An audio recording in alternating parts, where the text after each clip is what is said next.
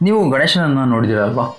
ಅದೇ ಆನೆಯ ತಲೆ, ದೊಡ್ಡ ಹೊಟ್ಟೆ ಮತ್ತು ಯಾವಾಗಲೂ ನಗುಮುಖ ಇರೋ ದೇವರು.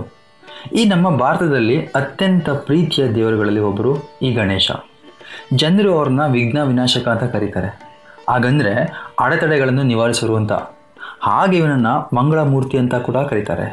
ಹಾಗಂದರೆ ಅದೃಷ್ಟ ತರುವವರು ಅಂತ ಅರ್ಥ.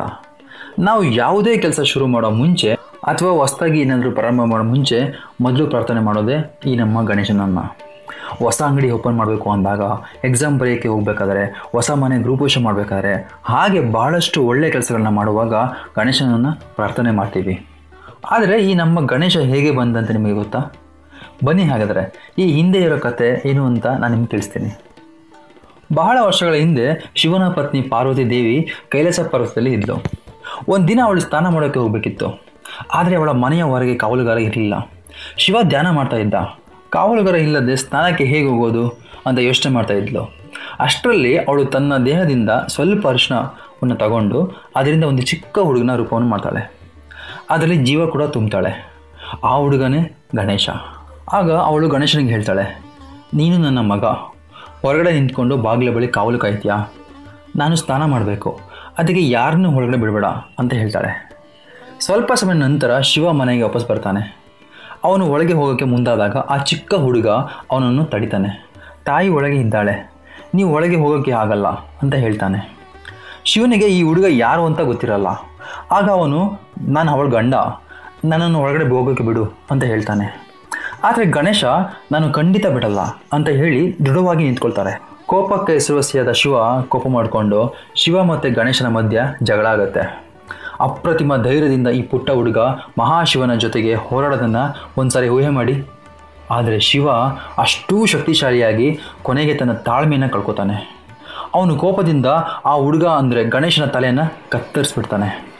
ಪಾರ್ವತಿ ತನ್ನ ಸ್ನಾನ ಮುಗಿಸಿ ಆಚೆ ಬಂದು ತನ್ನ ಮಗ ನಿರ್ಜೀವವಾಗಿ ಬಿದ್ದಿರೋದನ್ನು ನೋಡಿ ಜೋರಾಗಿ ಹೊಳೋಕ್ಕೆ ಶುರು ಮಾಡ್ತಾಳೆ. ಅವಳ ಕೋಪ ಸ್ವರ್ಗವನ್ನೇ ನಡುಗಿಸುವಷ್ಟಿತ್ತು.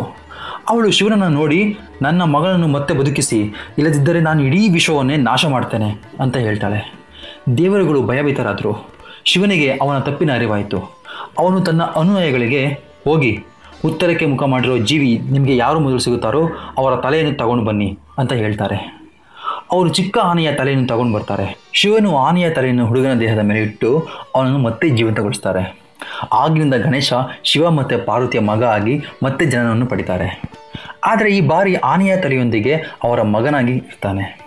ಶಿವನು ಅವನನ್ನು ತಬ್ಬಿಕೊಂಡು ಆಶೀರ್ವಾದ ಮಾಡಿ ಹೀಗೆ ಹೇಳ್ತಾನೆ, ಇನ್ನು ಮುಂದೆ ನಿನ್ನನ್ನು ಎಲ್ಲರೂ ತುಂಬ ಪ್ರೀತಿ ಮಾಡ್ತಾರೆ. ಯಾರಾದರೂ ಹೊಸ ಕೆಲಸವನ್ನು ಶುರು ಮಾಡೋ ಮೊದಲು ನಿನ್ನನ್ನು ಪೂಜೆ ಮಾಡ್ತಾರೆ. ನಿನ್ನನ್ನು ವಿಘ್ನ ವಿನಾಶಕ ಅಂತ ಕರೀತಾರೆ. ಅಂದರೆ ಎಲ್ಲ ಅಡೆತಡೆಗಳನ್ನು ನಿವಾರಿಸುವವನು ಅಂತಾರೆ. ನಾವು ಗಣೇಶ ಚತುರ್ಥಿಯನ್ನು ಹೇಗೆ ಆಚರಿಸ್ತೀವಿ? ಗಣೇಶನ ಜನ್ಮವನ್ನು ಆಚರಣೆ ಮಾಡೋದಕ್ಕೋಸ್ಕರ ನಾವು ಗಣೇಶ ಚತುರ್ಥಿಯನ್ನು ಆಚರಿಸ್ತೀವಿ. ಎಲ್ಲರೂ ಗಣೇಶನ ವಿಗ್ರಹವನ್ನು ಮನೆಗೆ ತರ್ತಾರೆ ಅಥವಾ ದೊಡ್ಡ ಪೆಂಡಲ್ಗಳಲ್ಲಿ ಇಡ್ತಾರೆ. 1 ದಿನ, 5 ದಿನ, 7 ದಿನ ಅಥವಾ 11 ದಿನಗಳವರೆಗೆ ಅವನನ್ನು ಆರಾಧನೆ ಮಾಡ್ತಾರೆ. ಅವನಿಗೆ ತುಂಬ ಅಚ್ಚುಮೆಚ್ಚಾದ ಮೋದಕ ಮತ್ತು ಹಲವಾರು ಸಿಹಿ ತಿಂಡಿಗಳನ್ನು ಮಾಡಿ ಹೂಗಳಿಂದ ಸುಂದರವಾಗಿ ಅಲಂಕಾರ ಮಾಡಿ ಸಂಗೀತದೊಂದಿಗೆ ಅವನನ್ನು ಪೂಜೆ ಮಾಡ್ತಾರೆ. ಕೊನೆಯ ದಿನವನ್ನು ಗಣೇಶ ವಿಸರ್ಜನೆ ಅಂತ ಕರಿತೀವಿ. ವಿಗ್ರಹವನ್ನು ನೀರಿನಲ್ಲಿ ಮುಳುಗಿಸ್ತಾರೆ. ಗಣೇಶನನ್ನು ವಿಸರ್ಜನೆ ಮಾಡೋದ್ರ ಅರ್ಥ ಏನು ಅಂದರೆ, ಈ ಜೀವನ ಶಾಶ್ವತ ಅಲ್ಲ, ಇದು ಬರೀ ತಾತ್ಕಾಲಿಕ, ಅಂದರೆ ಟೆಂಪ್ರವರಿ ಅಂತ ಅರ್ಥ. ಹೇಗೆ ಗಣೇಶ ಭೂಮಿಯ ಭೇಟಿಯನ್ನು ಮುಗಿಸಿ ವಾಪಸ್ ಕೈಲಾಸಕ್ಕೆ ಹೋಗ್ತಾನೋ ಹಾಗೆ ನಮ್ಮ ಜೀವನ ಕೂಡ ನಾವು ಇಲ್ಲಿಗೆ ಬಂದು ವಾಪಸ್ ಅಲ್ಲಿಗೆ ಹೊರಟೋಗ್ತೀವಿ.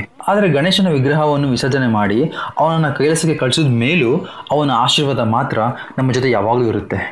ಹಾಗಾದರೆ ಈ ಗಣೇಶ ಹಬ್ಬದ ಮಹತ್ವ ಏನು ಅಂತ ತಿಳ್ಕೊಳ್ಳೋಣವಾ? ಮೊದಲನೆಯದು, ಗಣೇಶ ಅಡೆತಡೆಗಳನ್ನು ನಿವಾರಿಸುವನು ಅಂತ. ಯಾಕೆ ಅಂದರೆ ಓದೋದ್ರಲ್ಲಿ, ಕೆಲಸದಲ್ಲಿ, ಪ್ರಯಾಣ ಮಾಡುವಾಗ ಯಾವುದಾದ್ರೂ ವಿಷಯದಲ್ಲಿ ಯಶಸ್ಸಿಗೋಸ್ಕರ ಜನರು ಅವನನ್ನು ಪ್ರಾರ್ಥನೆ ಮಾಡ್ತಾರೆ. ಎರಡನೆಯದು, ಅವನ ಬುದ್ಧಿವಂತಿಕೆ ಸಂಕೇತ ಆಗಿದ್ದಾನೆ. ಅವನ ಆನೆಯ ತಲೆ ಬುದ್ಧಿವಂತಿಕೆ ಮತ್ತು ಶಾಂತ ಚಿಂತನೆಯನ್ನು ತೋರಿಸುತ್ತೆ. ಮೂರನೆಯದು, ಗಣೇಶನು ನಮ್ರತೆಯ ಸಂಕೇತ ಆಗಿದ್ದಾನೆ. ಅವನ ದೊಡ್ಡ ಕಿವಿಗಳು ಏನು ಸೂಚನೆ ಮಾಡುತ್ತೆ ಅಂದರೆ ನಾವು ಜಾಸ್ತಿ ಕೇಳಿಸ್ಕೋಬೇಕು ಅಂತ. ಅವನ ಸಣ್ಣ ಬಾಯಿ ಅಂದರೆ ನಾವು ಕಡಿಮೆ ಮಾತಾಡಬೇಕು ಅಂತ ಅರ್ಥ. ಅವನ ದೊಡ್ಡ ಹೊಟ್ಟೆ ಜೀವನದಲ್ಲಿ ಒಳ್ಳೆಯದು ಮತ್ತು ಕೆಟ್ಟದ್ದನ್ನು ಜೀರ್ಣ ಮಾಡಿಕೊಳ್ಳುವಷ್ಟು ತಾಳ್ಮೆ ಇರಬೇಕು ಅಂತ. ಇನ್ನು ನಾಲ್ಕನೇ ಮಹತ್ವ ಏನು ಅಂದರೆ ಏಕತೆ ಮತ್ತು ಭಕ್ತಿ. ಗಣೇಶ ಚತುರ್ಥಿ ಬರೀ ಮನೆಯಲ್ಲಿ ಶುರುವಾದ ಹಬ್ಬ ಅಲ್ಲ, ಇದು ಭಾರತದ ಸ್ವಾತಂತ್ರ್ಯ ಹೋರಾಟದ ಸಮಯದಲ್ಲಿ ಲೋಕಮಾನ್ಯ ತಿಲಕರು ಪ್ರಾರಂಭ ಮಾಡಿತ್ತು. ಸಾರ್ವಜನಿಕ ಆಚರಣೆಗಳು ಜಾತಿ ಅಥವಾ ಸಮುದಾಯವನ್ನು ಮೀರಿ ಜನರನ್ನು ಒಟ್ಟುಗೂಡಿಸೋ ಹಬ್ಬ ಆಯಿತು. ಇದಾಗಿತ್ತು ನಮ್ಮ ಗಣೇಶನ ಕತೆ. ಇನ್ನು ಮುಂದೆ ನೀವು ಗಣೇಶನ ವಿಗ್ರಹವನ್ನು ನೋಡಿದಾಗಲೆಲ್ಲ ಅವರ ಕಥೆಯನ್ನು ನೆನಪಿಸಿಕೊಳ್ಳಿ. ಪ್ರೀತಿಯಿಂದ ಸೃಷ್ಟಿ ಮಾಡಿರೋ ಮಗು ಅವನು. ಮುಂದೆ ಏನಾದರೂ ಪ್ರಾರಂಭ ಮಾಡೋ ಮೊದಲು ನಾವು ನಮ್ಮ ಮನಸ್ಸಲ್ಲಿ ಶ್ರೀ ಗಣೇಶಾಯ ನಮಃ ಅಂತ ಹೇಳಿಕೊಂಡು ನಮ್ಮ ಕೆಲಸವನ್ನು ಶುರು ಮಾಡೋಣ. ಈ ಕತೆ ನಿಮಗೆಲ್ಲ ಇಷ್ಟ ಆಯಿತು ಅಂತ ಭಾವಿಸ್ತೀನಿ. ಇದೇ ರೀತಿ ಭಾಳಷ್ಟು ಕತೆಗಳನ್ನ ಕೇಳೋಕ್ಕೆ ನಮ್ಮ ಚಾನಲ್ಗೆ ಸಬ್ಸ್ಕ್ರೈಬ್ ಆಗಿ. ಹಾಗೆ ಈ ಕತೆ ಬಗ್ಗೆ ನಿಮ್ಮ ಅಭಿಪ್ರಾಯಗಳನ್ನು ಕಮೆಂಟ್ ಬಾಕ್ಸ್ ಮೂಲಕ ನಮಗೆ ತಿಳಿಸಿ. ಧನ್ಯವಾದಗಳು.